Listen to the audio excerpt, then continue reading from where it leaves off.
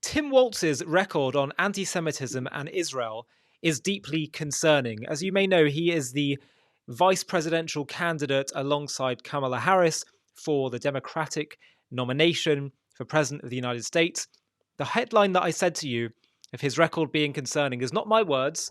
These are the words of a recent article in Britain's Jewish Chronicle by journalist Melissa Langsam Braunstein. This is her analysis of the candidate Waltz. I want to talk to you about this because a lot of people are focusing on the two lead candidates on the Republican side and the Democrat side, but it's also important to know who's going to be the right-hand man or right-hand person of the potential president. And this is what the report says in the Jewish Chronicle. The American far left was thrilled when Kamala Harris announced Minnesota Governor Tim Walz as her running mate. After all, he'd been their preference, and the Jewish community needs to understand why. Waltz was a fairly moderate Democrat while representing his right-leaning congressional district for 12 years. For example, Waltz called Israel, quote, our truest and closest ally in the region, as part of his speech to the American Israel Public Affairs Committee, AIPAC, back in 2010. As Waltz's party moved leftward on Israel, though, so did he. Like most Democrats, Waltz voted for President Barack Obama's Iran deal in 2015. Meanwhile, AIPAC and other American Jewish organizations opposed it over concerns about regional instability. When Waltz won Minnesota's governorship in 2018, his leftward trajectory continued, both in his actions and his choice of red-green allies.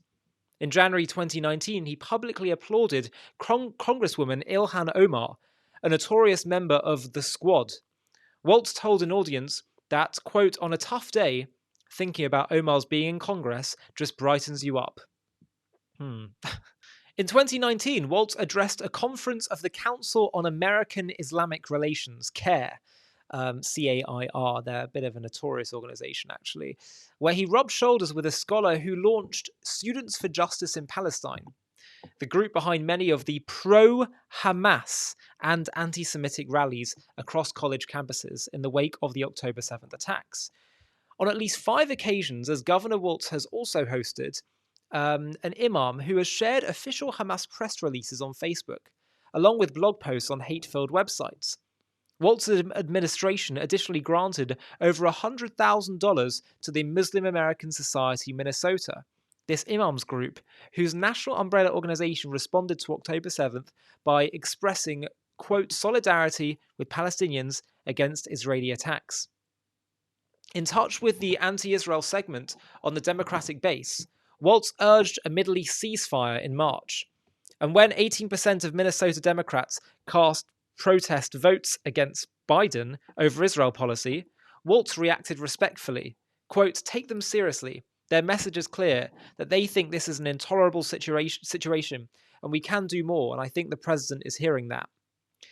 Waltz's boosters point to his speaking up for Jewish students harassed on their campuses, saying in an April interview, I think when Jewish students are telling us they feel unsafe in that, we need to believe them, and I do believe them.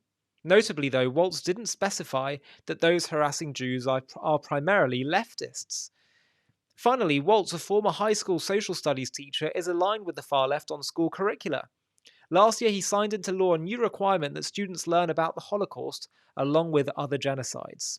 He believes the Jewish Holocaust should be taught in the greater context of human rights abuses, rather than as a unique historical anomaly or as part of a larger unit on the Second World War. And this is something we've spoken about time and again, the de-Judaization of the Holocaust. Yes, there were other groups targeted in the Holocaust, but the determination to wipe out the Jewish people, you did not see in terms of the other groups that were attacked. There was a clear plan to annihilate all the Jews of Europe, and it was done so on an industrial, governmental scale, the likes of which has never been seen before in history. Harvard professor, that was just my interjection there, but let's continue with the article. Harvard professor emerita Ruth Weiss addressed such policy judgment in a 2020 essay for National Affairs, noting that the potential for corruption begins with the impulse to make the Holocaust a universal symbol of evil. Nazism synonymous with hatred, and Holocaust education a redemptive American pursuit. Universalizing the Holocaust disregards millennia of anti-Semitism and related harms. Intentionally or not, this opposition to hate feeds the hideous ideology it pretends to resist. By the way, again, just to pause for a second, I really dislike when people do this. They take specific Jewish traumas or even Jewish holidays, and they try to de-Judaize it or recreate it in reflection of their own political image. It's so evil. I remember when people often do this around, you get like sort of sometimes far left progressives will do that around Jewish holidays like Hanukkah, and they'll say it's all about ridding the world of social injustices. And it's like, can we just let Hanukkah be what it actually is rather than turning it into things that it has nothing to do with? By the way, very ironic when you get people who are very hostile to Israel celebrating Hanukkah, which is all about Jewish sovereignty being restored in the land of Israel thousands of years ago. But anyway, continue with the essay, the article. Quote, that hideous ideology is further taught to Minnesota students through ethnic studies, another Waltz policy that Stanley Kurtz, a senior fellow at the Ethics and Public Policy Center, has characterized as a race-based neo-Marxism, a kind of anti-civics in which students are taught to reject and replace America's system of government. Ethnic studies is mandatory in Minnesota, and Kurtz argues Minnesota's version is more radical than progressive California's.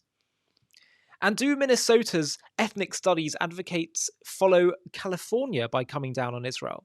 Kurtz asked rhetorically. You bet they do. Minnesota ethnic study advocates helped spark anti-Israel students' walkouts in the immediate aftermath of October 7th. Such things matter. While individual Jews may consider Waltz a mensch in personal interactions, his willingness to work with and promote the policy preferences of his party's extremists is something American Jews cannot afford to overlook.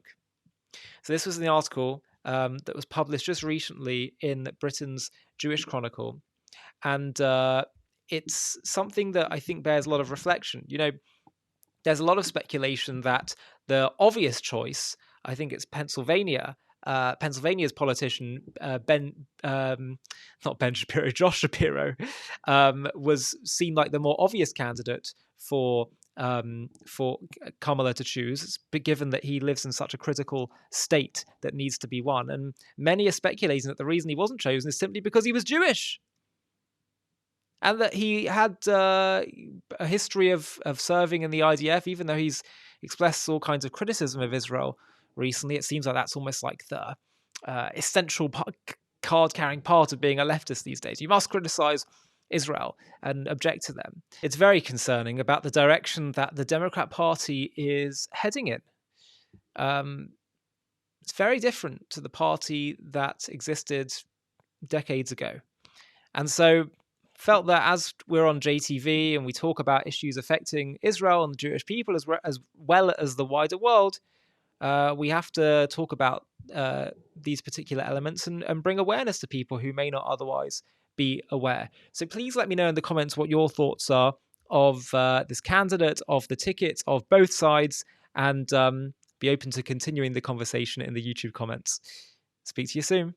Hi, thank you so much for watching. To watch another one, click here. To stay up to date with all our content, click here to subscribe. And if you're able to, you can help support JTV to grow and grow by clicking join below this video, where you can become a member and get perks including early access to videos and private live discussions with me. But most of all, you'll be partnering with us on our mission to change the world.